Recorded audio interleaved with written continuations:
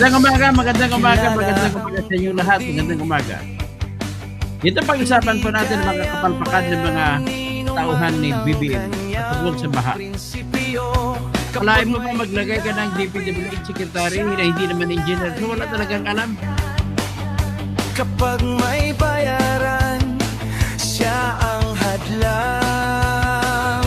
Hindi siya tiklop sa pananakot ng iilan, hindi siya alila ng sino mang mayaman. Kung ang kapangyarihan nila ay inaabuso, hinahawi niya yan mano-mano. Kapag ang taong bayan ang nasasakal, siya ang unang sumusugot, tumatagal. Hindi perang sukatan ng halaga, kundi kung sino ang lumalaban para sa masa.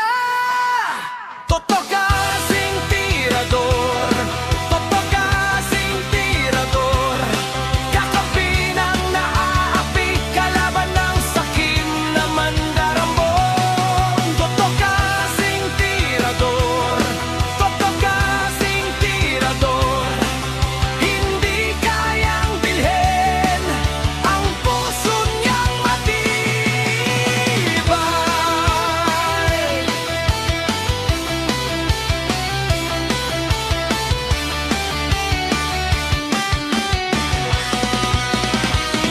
Mga magnanakaw sa pondo ng bayan, nanginginig kapag siya ang nandyan. Bawat piso, bawat sentimo, kailangang sagutin sa mata ng tao. Huwag nang ngiti para sa mandarambong walang pwesto, para sa sumisip-sip kapag ang hustisya ang pinag-uusapan. Siya ang bantay sa gitna ng laban. Kung may nilulunod ang kasinungalingan, siya ang boses na hindi tatahimik. Sa bawat galaw ng mapagsamantala, may salubong na paninindigan niya. Toto kasing tirador, toto kasing tirador, kakampi ng naaapi, kalaban ng sakim na buwaya. Toto kasing tirador, toto kasing tirador, hindi kayang bilhin ang puso niyang matibay. Hindi lahat ng malakas ay tama, hindi lahat ng tahimik ay duwag. Kapag ang bayan ang pinagkakaitan, siya ang unang humaharap. Toto kasing tirador, toto kasing tirador, kakampi ng naaapi, kalaban ng sakim na buwaya. Toto kasing tirador, toto kasing tirador, sa taong bayan nagkatayo, hanggang dulo ang paninindigan.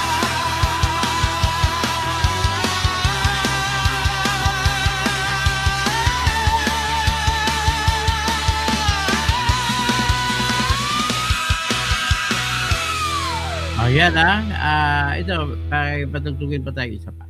Para lang kasi kay Sara Duterte na aking pinag-iisipan na talagang mananalo kahit anong gagawin nila.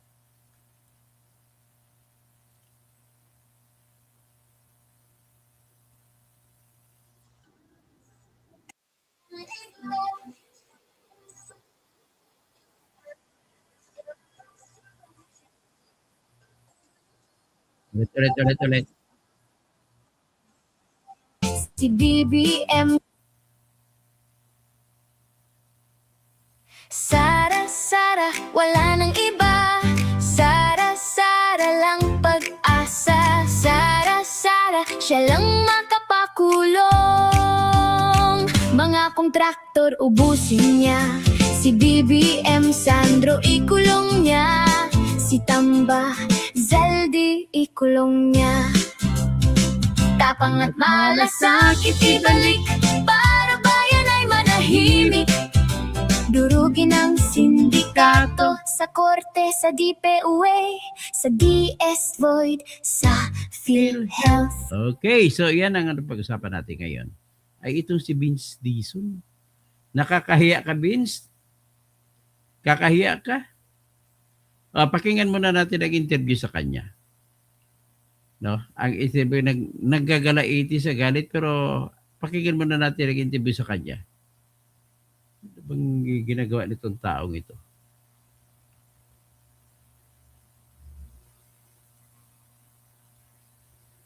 Kasi ang sinasabi niya, natitibay ko na ang gagawin niya na mga ayos sa EDSA. Ang nangyari, isang wala pang isang taon ay naggiba na.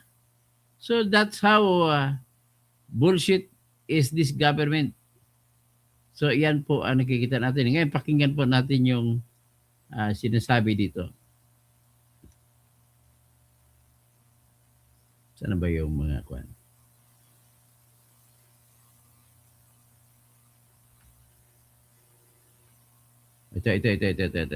Ito.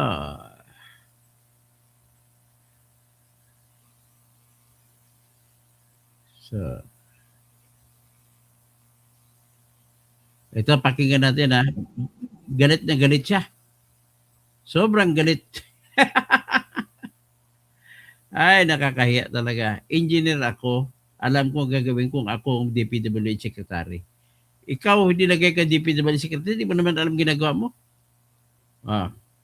Pakinggan natin yung DPWH Secretary na hindi engineer. Dahil sa sira sa EDSA, wala pang isang taon, 6 na buwan pa lang nakalipas, ang inayos na sa EDSA, giba na. Puta naman, oh. Ano nangyari nito eh? Kabago-bago. Bakit ang kaganyan? Pinaka-depressed na section, sir. Putang ina talaga, oh. Dapat na-anticipate natin to eh. Parado eh. Wala, Ayan, oh, hindi Carlo. gumalabas, oh. Kita mo doon, oh. Tinan mo, Hindi ayan. yun. Hindi gumalabas eh. Hindi gumulusot, oh. So, ang nangyayari, since lowest point to ng phase 1, lahat ng tubig, kita mo naman, oh, ayun, oh. Lahat ng tubig na bumababa dito, naiiwan. Wala kasi tayong drainage dito eh. Ideally sana, may drainage ka dito sa gitna para nagde-drain siya dito. Pero wala eh. Dahil sa mga barrier ng busway, hindi nakakalabas yung tubig. Nagalit na nga ako sa mga to eh. Bakit hindi naman Akala ko ba magaling ka? Kung magaling ka po, ang engineer na dapat sana pinahandle mo niyan, hindi ikaw. Eh ngayon, sinisisi mo yung traffic barrier na dinadaanan ng mga busway na naging dahilan na hindi nakalabas ng tubig at nagdulot ito ng mga bitak-bitak. Ibig sabihin ng mga nilagay mong asfalto, tanggal. nang na-anticipate yun? Iniisip nila, magde-drain naman yung tubig dun sa mga butas na yan. Eh, hindi nangyari. Early this morning, maglalagay na ng gaps dyan para lumabas yung tubig. Tapos, pag inayos natin to, kailangan i-slope natin ng paganon. Pagka medyo para kang gumanda na yung engineer, panahon, ayusin na to ng permanente. Fix it, no cost to government, the contractor has to fix that. And then we have to just make sure that the Aba, sinisisi mo kontraktor ha. Eh, binigyan nyo ng pera, binigyan kayo ng kontraktor ng pera eh. Kaya substandard ng trabaho. Substandard! Substandard! Grabe. water does not stay. O yan ha. O, so ngayon, yan ang sinabi niya. Pakinggan natin ang mga sinabi niya noon na assurance niya. Pakinggan natin ang sinabi niya noon. Ha? Ito. Mga 6 months ago, sinabi niya, ay, pag hindi ka engineer, hindi mo po alam ang trabaho dyan. Kami na ng mga engineer ang marunong dyan. O, ito ay ginawa mga 6 months ago pa. Interview. Pakinggan natin ang interview sa kanya. How can you assure us that yung gagawin pong rehabilitation sa EDSA will last us a long time at hindi po after 1 year or 1.5 years ay butas-butas na Ganda naman pong ito? tanong yan. Unang-una, Gandang ang tanong ha? ginagamit nating aspalto ngayon at itong pagre-reblock natin, no, talagang piling-pili. Talagang pinipili. Iba ka katuklap. Tuklapan ng mga kalsada mo ngayon. Sabihin, nung una kasi ang plano, Pinky, talagang babakbakin yung buong EDSA mula Rojas Boulevard hanggang Monumento. Yan, tinanggihan ng Pangulo yan. Sabi niya, find a better way para hindi naman mahirapan ng mga kababayan natin. Ang problema, wala ka naman kakahiyan kasi hindi ka engineer. Kung ano better way. Nakwing-weting. And find better technologies that other countries have Better technology, ha? Bakit pumalpak? Hindi kayo naka-find? using already. So, yan ang pinilit natin gawin. No? Napilit niyang gawin. Nagawa niyo na ba?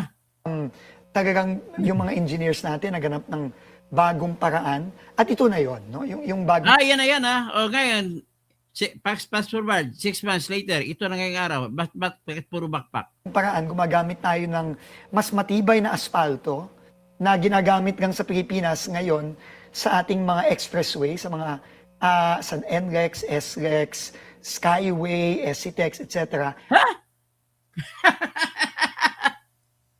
Katawa-tawa ka. At sa mga runway, sa mga airport. First time natin ginamit itong asfaltong ito sa Natatawa si Pinky Wave sa'yo. ating mga Is it normal national roads. I'm assuming it's more expensive than the It's a usual. little more expensive, pero dahil nga nagbaba din tayo ng presyo ng ibang mga materyales, actually, mas mababa. At nag-reduce tayo dramatically nung scope of work. Yung original na 17 billion na budget para dyan, tingin ko lampas 5 billion lang, o wala pang 6 billion. Wala ba 6 million? Ang gagastusin natin for the entire stretch of it. Northbound and southbound. Both. And Both how ends. long is that supposed to last? Ang sinasabi sa atin, minimum 5 years. 5 years? Bakit wala pang 1 year na sira na? How can you assure us that yung gagawin pong rehabilitation sa EDSA will last us? Wala na. Ano na? Resign. Grabe, ito, pakinggan mo na natin isang...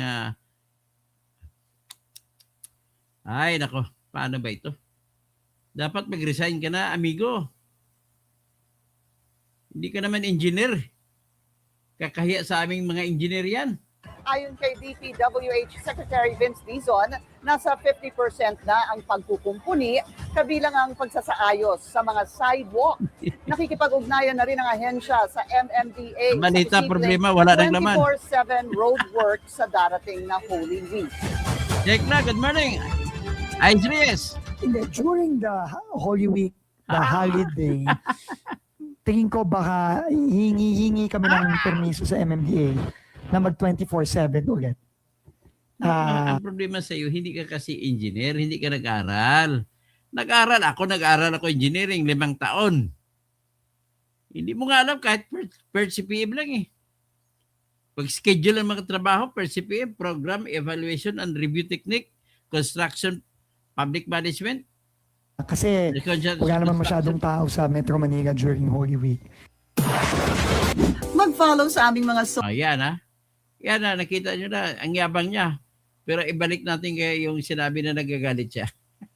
Pinapakinggan muna natin ito. Pakinggan muna natin ito. Nakakaya. Kung ako ang kaibigan mo, nahihiya ako sa'yo, Vince.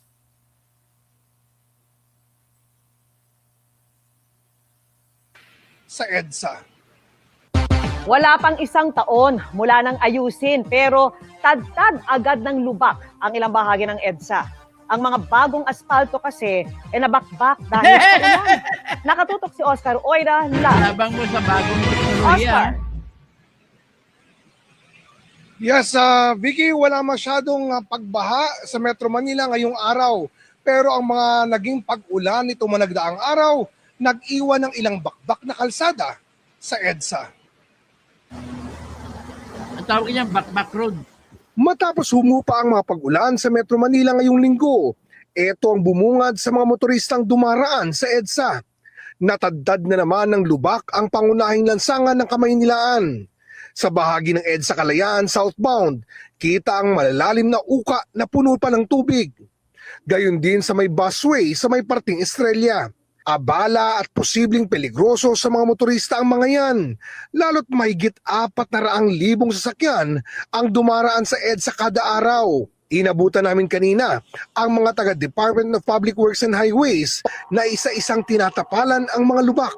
kaya di nadaanan ng mga bus ang bahaging ito ng busway hanggang sa may parting Buendia. Sinubukan namin silang kausapin pero di raw sila otorisadong magsalita. Pero bakit nga ba nauwi muli sa lubak ang ilang bahagi ng EDSA matapos ang ilang araw lang na pag-ulan? Yan ay kahit katatapos lang ng Phase 1 ng road reblocking ng EDSA kasama ang bahaging nakitaan namin ng lubak. Matatanda ang sinimulan niya noong bisperas ng Pasko noong nakaraang taon at ginasusan ng 1.2 bilyong piso. Sinusubukan pa naming makuha ang panig ng DPWH ukol sa mga nasirang bahagi ng EDSA. Samantala, Vicky, dito sa kinaroroonan natin sa may EDSA southbound lane, partikular dito sa may bahagi ng Makati bago sumapit ng Rockwell, kapansin-pansing mabagal na ang daloy ng trapiko sa mga sandaling ito. Hindi pa rin nagagamit yung busway na gaya ng sinabi natin ay patuloy na kinukumpuni ng mga tauhan ng DPWH sa mga oras na ito. Vicky? Maraming salamat sa iyo, Oscar Oida. Paano ngayon sabihin mo yan? Anong paliwanag na naman yan, Vince Dizon? Ha? Vince Dizon, ano naman paliwanag ang gagawin mo? Ito tuloy, napulaan ka. 1.2 billion ang project yan. Wala pang isang taon, giba na. Sabi ng mga Ilonggo, yun di puta. Ha? Wala pa sa katuig. Wasakron. Yan. Yan po, makikita ninyo.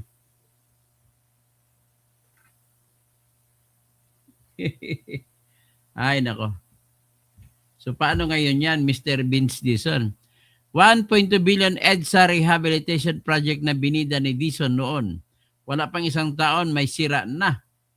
Wala pang isang taon mula nang sinimulan ng 1.2 bilyong EDSA rehabilitasyon, ngunit ilang bahagi ng bagong asfalto ay nabakbak at nagkalubak na kasunod na pag-ulan. Sa oras ng 24 oras kabilang sa mga nasira ang ilang bahagi ng EDSA southbound sa kalayaan natin sa busway kung saan nakikita rin ang mga tauhan ng DPWH na nagkukumpuni at nagtatapal. Ang phase 1 ng proyekto ay sinimulan noong disperas ng Pasko noong nakaraang taon dahil sa maagang pagkasira ng ilang bahagi umano ito ng mga tanong sa social media tungkol sa kalidad at tibay ng rehabilitasyon. Okay? Wala na tayo. Ipakita ko nga yung paggalit niya. Patingnan niyo, matutuwa ko sa pagbumura niya.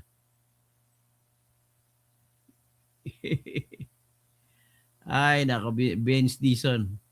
Hindi po kayo engineer, kaya mag-resign na kayo dyan. Hindi po kayo engineer. You are fooling engineers eh. Trabaho namin yan, engineer, inaagaw mo. Puta naman, oh. Ano nangyari nito eh? Kabago-bago. Bakit ang kagad na? Pinaka-depressed na section, sir. Putang ina talaga. Dapat na-anticipate natin to eh. Parado Brian eh. Oh. Rodriguez. Ayan, oh, hindi gumalabas oh. Kita mo doon, oh. Tinan mo. Ayan, oh. Hindi gumalabas eh. Hindi gumulusot, oh. So, ang nangyayari, since lowest point to ng phase 1, lahat ng tubig, kita mo naman, oh, ayun, oh, lahat ng tubig na bumababa dito, naiiwan. Wala kasi tayong drainage dito eh. Ideally sana, may drainage ka dito sa gitna para nagde-drain siya dito. Pero wala eh. Dahil sa mga barrier ng busway, hindi nakakalabas yung tubig. Nagalit na nga ako sa mga to eh. Bakit hindi naman nang anticipate yun eh. Iniisip nila, magde-drain naman yung tubig dun sa mga butas na yan. Eh, hindi nangyari. Early this morning, maglalagay na ng gaps dyan para lumabas yung tubig. Tapos, pag inayos natin to, kailangan i-stroke natin ng paganon. Para kang engineer, na yung panahon, ayusin na to ng permanente. Fix it, no cost to government, the contractor has to fix that. And then we have to just make sure Brian, that the water does not ano stop. sabi mo, Brian Rodriguez? Ito lang po, ako ay magsasalita bilang isang engineer. Bilang isang engineer po, magsasalita ako. Anong sasabihin natin? Ang sasabihin ko po ganito yun. Ang asfalto po na nilagay ninyo ay pinatong lang ninyo sa simento. Ngayon ang asfalto po, ang ugali ng asfalto, kapag mainit ang araw, kumakapit yan ng husto sa tinapatungan ninyo. Ang problema, nakapatong ba yan? Kung umulan, lalamig ang asfalto, ay dadaanan ng gulong tutuklap yan. So wala pong mangyari. ladies and gentlemen, ang asfalto po ay ginagamit na pantago ng kabulukan sa pag-construct. Pag magsagawa ako ng highway at ang highway na gagawin ko ay halimbawa, ang dapat na timpla 1:2:4. Kada 4 na buhangin.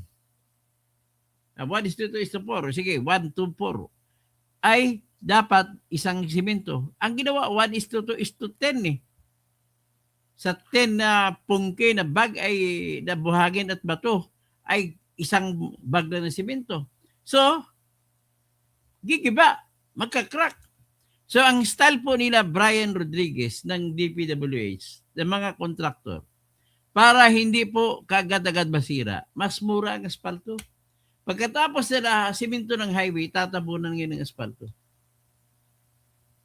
Ang tabo na asfalto, yun po ang magtatago sa depekto ng mga ginawa na highway. Pumunta po ako sa Vietnam, doon sa Ho Chi Minh, sa Saigon. Mga simento, doon lang ako nakakita ng mga kalsada na walang asfalto. Ang gaganda, smooth pa ang mga kalsada. Kaya bakit hindi natin gayahin ang Vietnam? Dito naman, no? Wala talaga. Ano, mag-resign ka na dyan. 1.2 billion asfalto? Anong klase? Anong klase yung proyekto yan?